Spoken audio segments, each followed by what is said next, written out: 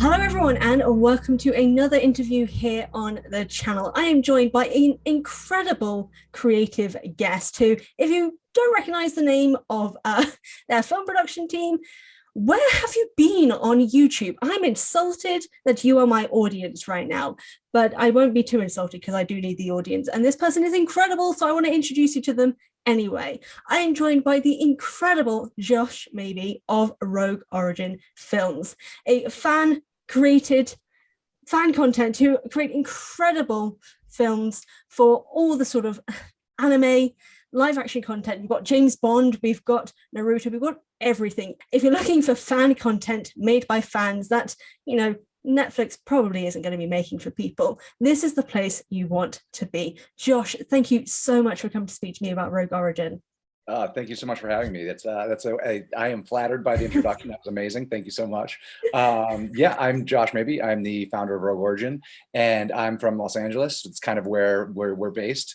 And as you mentioned, we do live action, video games, anime, comic book creation. We also have some original content coming up. One of the really cool things that's kind of we've fostered within the community is there have been a lot of comments on Kingdom Hearts in particular. I'm not a Kingdom Hearts fan, but this was awesome, which is kind of the goal with our content, is that you don't necessarily come to the channel because you love X, Y, or Z. You come because you love what we're doing. And so far, the support has been pretty amazing and impressive. And I'm thrilled with the fans like yourself that are so supportive of the content. Oh, 100%. And it's been quite a journey. You've gone through so many different fan creations in general. Like, you started with a James Bond fan film. You went into Cowboy Bebop, which I hadn't seen Cowboy Bebop, but your fan film made me want to start watching Cowboy Bebop. And it's long, so it's going to be quite a commitment. So thank you for taking up all my spare time. But it was worth it because your Cowboy Bebop fan film was incredible. And you've done so many things from that in general. So just kind of in relation to that, can you tell everyone who's watching the inspiration behind creating Rogue Origin films? Oh man, that's a tough question. No pressure. The inspiration behind creating content for Rogue Origin was really, there was a lack in the space for fan created content, that not really fan created content. There's ever since Dragon Ball Evolution, I guess that's the kind of the place to start. Oh, gosh, so I'm a huge Dragon Ball Z fan, huge Dragon Ball in general fan. And that film, I remember sitting in the theaters and just kind of breaking my heart a little bit. And it seems to be a recurring theme of these adaptations not really nailing the characters or themes. And so that's kind of where it started. And I understand, because when you're at that level, there are so many people that have valuable opinions that they want to add, and it's kind of hard to remain faithful, especially when you're changing the property for a different audience, right? It was created originally, anime was created for a Japanese audience, and now we're trying to change it to fit an American audience. And so I feel like somewhere along the way, some of the things get lost. And that's really where my inspiration for creating this content came from, besides the fact that I absolutely adore it.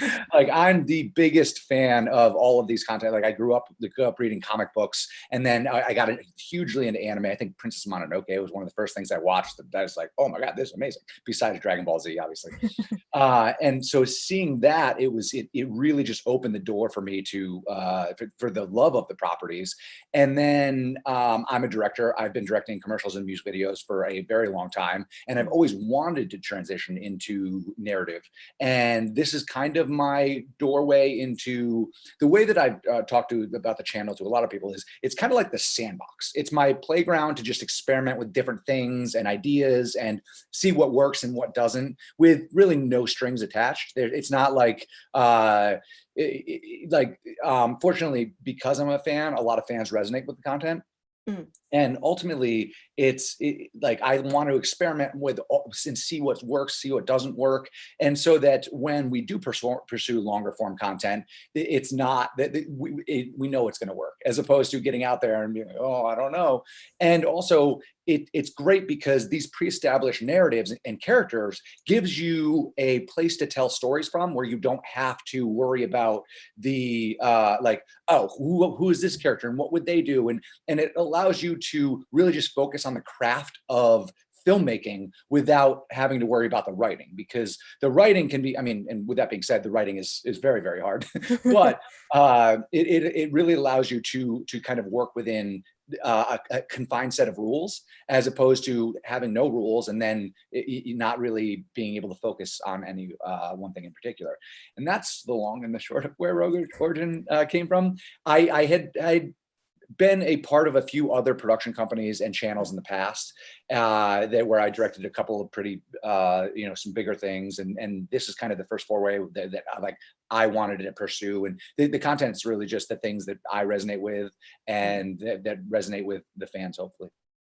No, awesome. I love that as well. Just like you taking your passions and you're going forward with it. And the fact that you've been kind of building quite a big audience through the YouTube channel, and so many people are clearly, like you said, resonating with the media that's being presented in front of them and loving every second of it. Like me personally, I've already been big into the shows that you guys have produced on Rogue Origins, but every single one that you guys have produced has got me to want to start watching these animes or watching these films and stuff like that and get into it. So it's taking up a lot of my free time, but I am grateful for it because it's introducing me to things that I may not have known about previously, but because you guys have made this fan film about it, I'm getting into it. And I love that. And that's possibly happening with so many other people.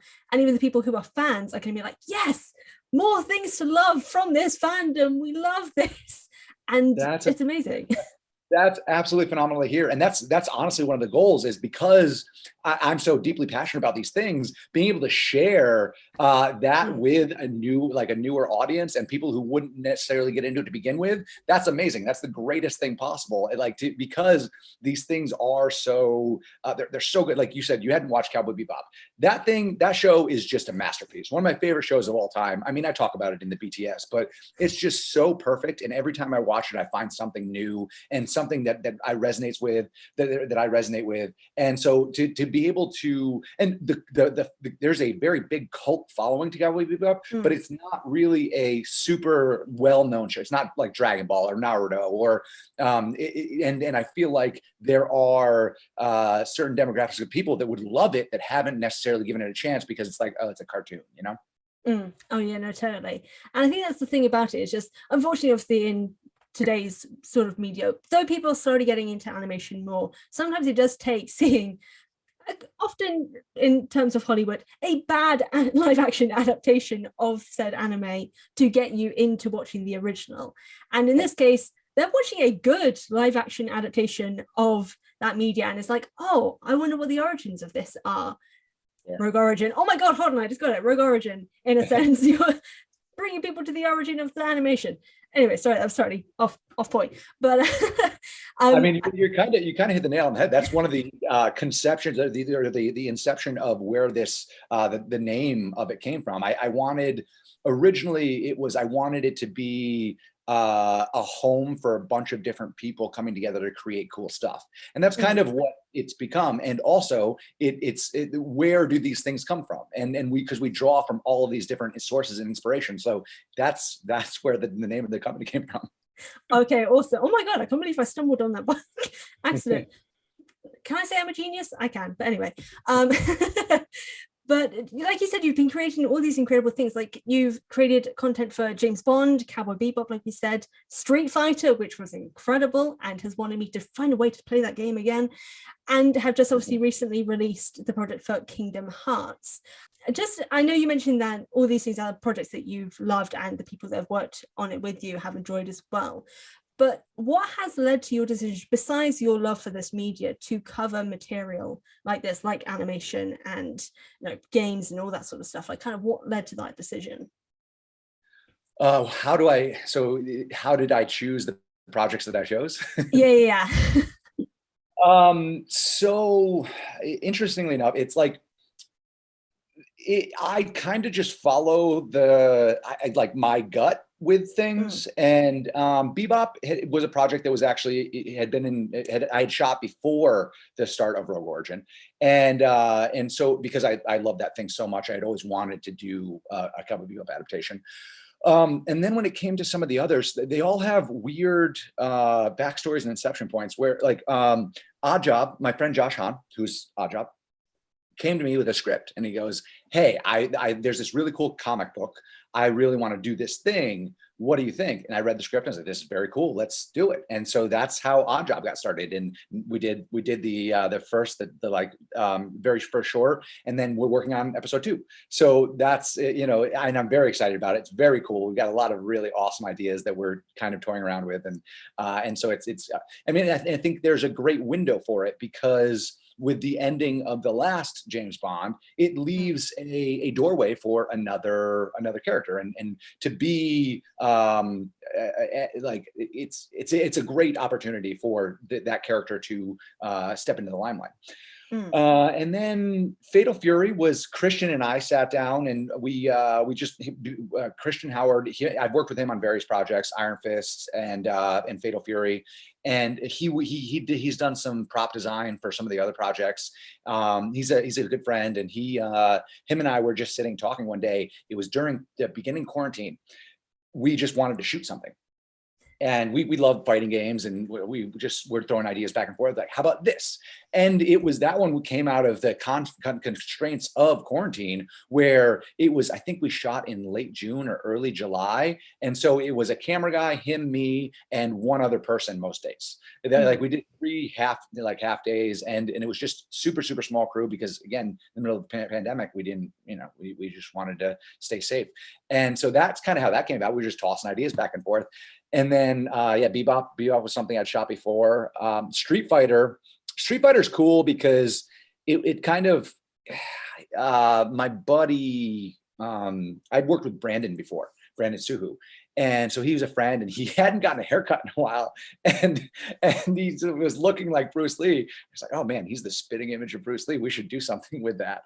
And it's Street Fighter was kind of the obviously Christian had attachment to that in the past, but it was the cool thing about Street Fighter is there are these other stories that have never been explored, and that's really where that came from. Is everybody focuses on Ryu and Ken and like that story, but there's so many rich characters in that universe and stories to tell, and that's really where that came from. And so I love how that like the Balrog versus Fei Long turned out. It's one of my favorite fights that we've done. It's so cool and like very hyper stylized, and it's very fun. We just shot Street Fighter episode 2 actually, so yeah, and it's very cool. It's very, very cool. Can't talk about it yet, but very cool. And then Iron Fist was something we also shot before that. Christian approached me about it in 2019, early 2019, I think. He approached me and he says, I've got this idea. Same thing with Oddjob. I've got this idea for a script. I've got this idea for a story. Let's do something cool. And he loved what I was doing at the time with the other production company. And so we kind of bonded over that and got just making some stuff. And then Kingdom Hearts is a project that I've wanted to make since Kingdom Hearts 3 came out, before Kingdom Hearts 3 came out. There was this teaser for Kingdom Hearts 3 that showcased Kairi with a Keyblade, and all the fans went crazy. Like, oh my God, like finally she's no longer the damsel in distress. She's going to have her moment in the sun. And then the game came out and it kind of threw all of that away. and they just like, and so fans were kind of disappointed. I was one of them. I was like, why would you make this dope teaser and then just like throw all of that away? So ever since that came out, I was like, how cool would it be to create like, you basically think that it's somebody from Organization 13 in the hood, and like it's just this badass short that's kind of inspired by the Another Side, Another Story end of Kingdom Hearts 1 teaser. And you're just seeing somebody just go to town, killing all these Heartless, and then at the very end, pull back the hood and we reveal it's Kairi. And so that was the inception of that idea. And after that, I kept pushing. I was like, how can we push the story further? How can we? And after the end of Kingdom Hearts 3, we're kind of left in a weird place where they're looking for Sora again. And so it really hit me when we were like, well, what if I said it 10 years after the events of Kingdom Hearts 3? They've been looking for him for this entire time, and it gives it more stakes. And then we set it in the real world, and that's how we can get this live action adaptation of it.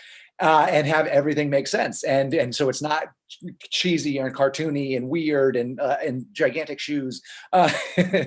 So that's how Kingdom Hearts came about, and it really is just Stephen King. This is a weird analogy to make, but Stephen King, he has a book called On Writing, and in On Writing, he really just pursues ideas that stick with him. He doesn't write anything down. The ideas that he pursues are things that that never leave his mind, and that's kind of how I pursue projects. Is if there's something that is in there that I latch onto, that I'm like, oh, this could be cool. That's really the how I choose, and that sounds weird and dumb, but it's just following your gut, you know. Yeah, I know, I totally get that, because when there's something like that sticks with you, the fact that it's sticking with you means it's something that's important. It's something that is worth pursuing, that it's staying with you for so long. Like, I'm someone who completely agrees with that. Everyone knows on my channel that I've been working on this series about a girl raised by wolves for a novel that stayed with me since I was high on morphine in surgery. So like, that's the level of like, I was high and it still stuck with me because it was so wild. So I completely get that. And going with your gut and going with something that's stuck with you so much that it elicited this huge passion behind it is really commendable. And I like huge applause for that, for going with that with these projects, because that's dope. That's seriously awesome. And that's great that that's what's led to each of these projects. It's an idea that stayed with you and you've pursued it.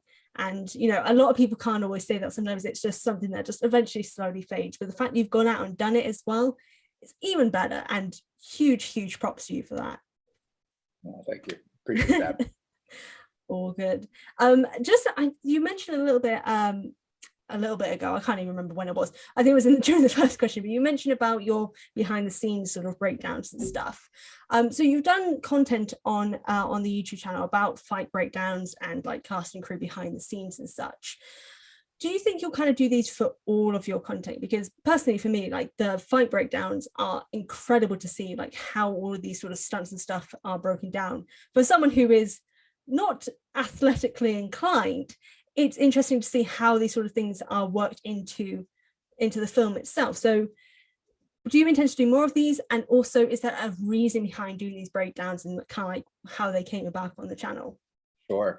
Yeah, that's an interesting question. And like with all things, what I'm doing with the channel is kind of evolving and trying to figure out what that voice is. And at the very beginning, what I'll say is making the level of content or with the quality that we are is very hard. And doing a release a week was very hard. And obviously YouTube hates that. YouTube wants you to be consistent, uploading every week and do this and do that. And so it's very easy for like vloggers or review channels to put out that sort of content consistently. But with stuff like us, it's very hard because it takes a long time. Like Kingdom Hearts I've been doing VFX for a year. Like literally a year I've been doing VFX for this project. And it's so and we're also trying to do a certain caliber of a quality with it. So I think with the larger projects, we'll continue to do the BTS stuff. But as you've seen on the channel, we've also done some smaller fight tests. And so the fight tests really allow us to hone in on like what that style is, and you can see the progression and evolution of some of the stuff in the fight tests. And so for that stuff, we won't do any of the BTS, but I am hoping to continue to do the BTS stuff with the larger stuff, with the larger pieces of content. There are also now some pieces of content that are in between. Like we've got a Samurai Champloo adaptation that literally was just me and like either a gaffer or one person helping me. And so that, like, there's no crew, it's just me. So it's this weird place where the quality is still there, but we don't necessarily have the amount of people to interview. So and So we're sorry, I don't have a clear answer for this, but basically trying to figure out what that looks like moving forward. I love doing them because I think it's very, very cool to be able to see the evolution of the channel. I think it's very cool to see what the inspirations were because, you know, you get a year out from something and I don't even remember what the inspirations were. So it's as much as I can, I like to kind of treat it like a like a journal, I guess. Yeah. Insofar as that it allows, like, it kind of, it's a cool thing to see the evolution of where we're going, and that's kind of why I started doing it, because as you'll see on the channel, the highest viewed thing right now is Naruto with almost 1 million views, but the BTS on that has maybe 4,000. So it's like, no, fortunately there are people like you and like me that love watching that stuff, but it's not really garnering eyes. It's kind of just doing it for the sake of doing it. And maybe hopefully one day people will be interested in the why and the how, but right now they're not. Yeah. No, I completely get that. So that's also a hint for my watchers to start going watching all the BTS videos for Rogue Origins. This isn't a request. I would like to see more, so please go do it for me. It is a personal favor to me for you to go and watch them because they're so cool. Well, and that's as long as there's somebody that is enjoying it, then it makes me happy. Even if it's just you and me, like, I'm good. Well, we'll keep making them. All right, I will take that. I will take that. But also, please, people, go watch them, please. Um, but I guess just kind of like that in general, just kind of you mentioning a few of the other projects that you're working on at the moment. What can people who are enjoying the fan films and all these sort of stuff expect to see in future? Like, is there anything that you can reveal at the moment that is definitely coming, or anything that's in the works that you can share? Yeah, absolutely. So I've talked a little bit about some of the upcoming projects. We have Odd Job episode 2. That's going to be a longer form thing. The other goal with what I'd like is I'd like these things to get a little bit more longer and more in depth. The issue with that is finances. These things are insanely expensive to produce, especially when you get something like Iron Fist or Kingdom Hearts, where it's groups of people and warehouses and whatnot. If we can keep it confined to smaller locations, then it's far more feasible. But yeah, we've got Odd Job episode 2, which is going to be a longer thing. Cowboy Bebop episode 2, which I'm insanely excited for because it's one of my favorite scripts I've ever written. We have Street Fighter episode 2 and Samurai Champloo, like I mentioned. Then there are various other things. There's an original piece coming out called Kings. That's a much different from everything that we've done, but still very, very cool. And so those are the things that we right now have in the works. There are other things in various early stages and whatnot, but those are right now the things that you can expect to see from us. All right, awesome. I guess kind of like along similar lines to that, is there a specific sort of like, oh, how can I word this? Because I've forgotten the exact word that I wanted to use for this. Is there a specific media or specific like anime or content that you would love to make in the future that you may not have the ability to at the moment, but you desperately want to make an adaptation of?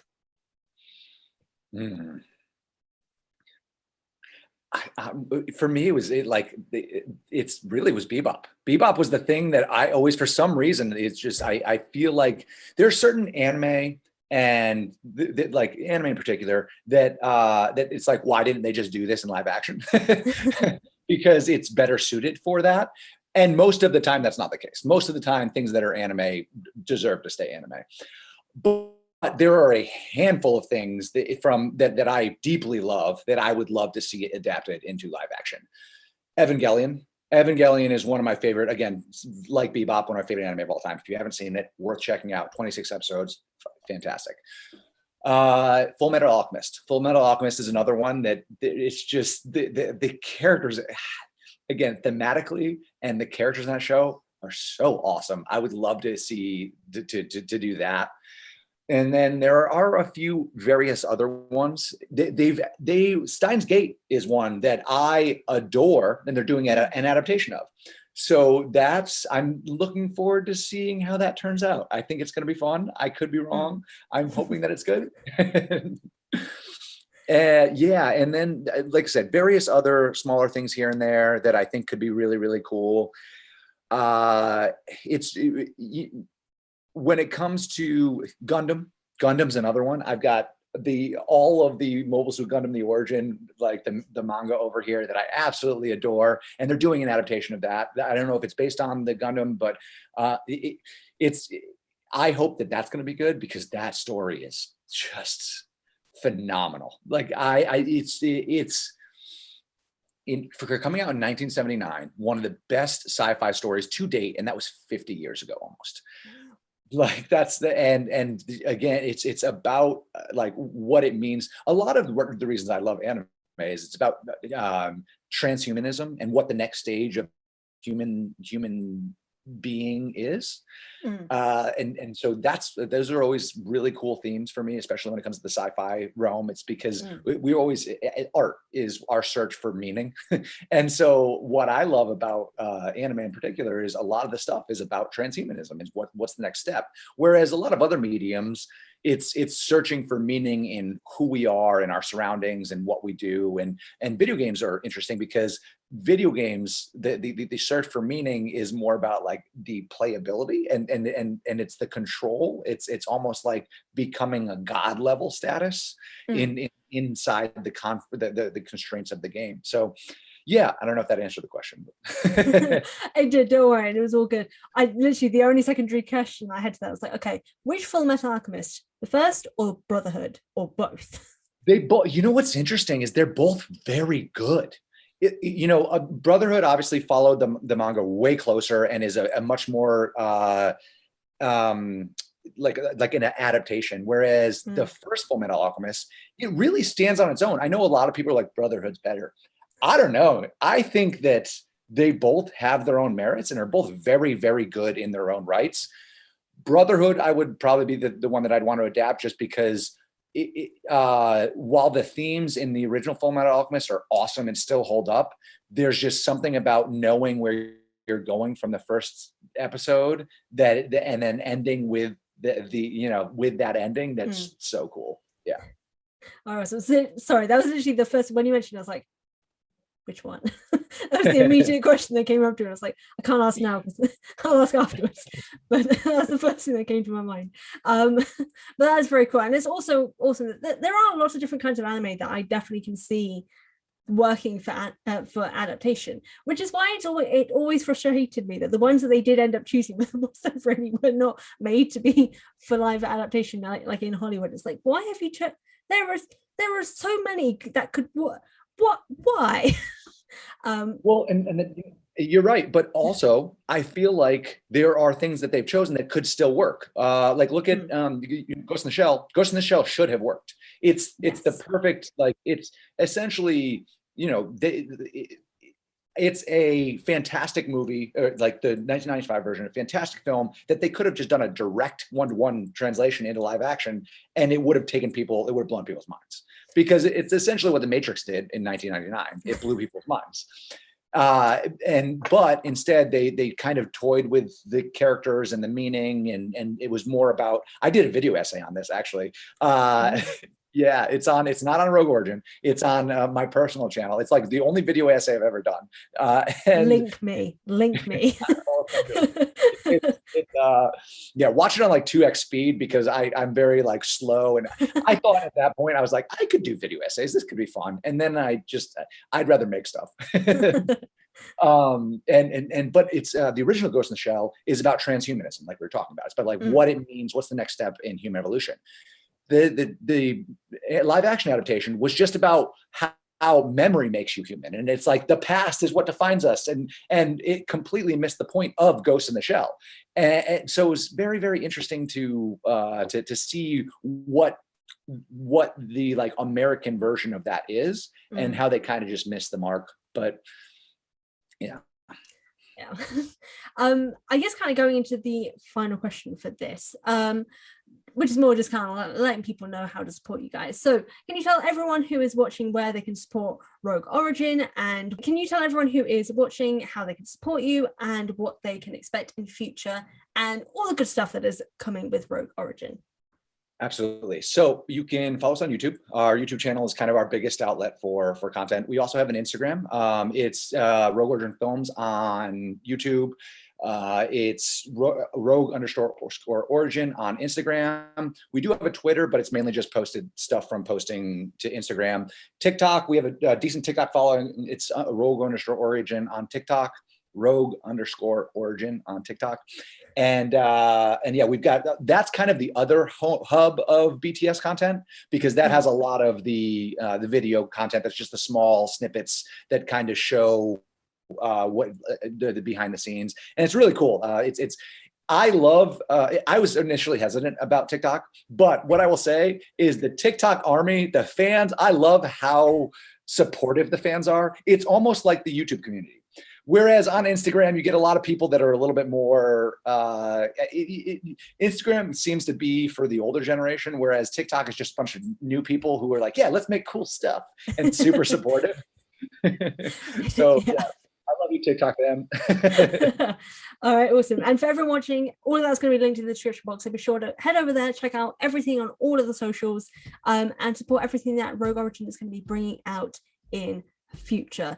Josh, this has seriously been so awesome speaking to you about this. It's been a brilliant ride, and I hope everyone comes and supports you, and all of your content gets like millions of views, and you're going to do all this awesome stuff in the future.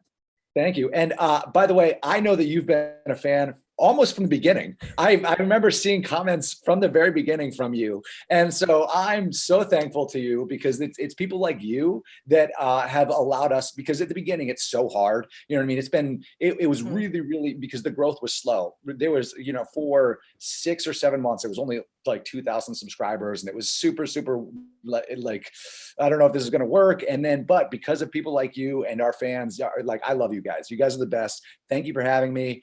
Thank you for supporting. And yeah, it's we've got a lot of cool stuff in the works. All right, awesome. All right, everyone, remember, all that stuff is in the description box. Head over now. That is an order. Thank you, Josh, again for coming to speak with me. And to everyone, be sure to support Rogue Origin. They're awesome. They deserve it. Have a good day, everyone. Thank you.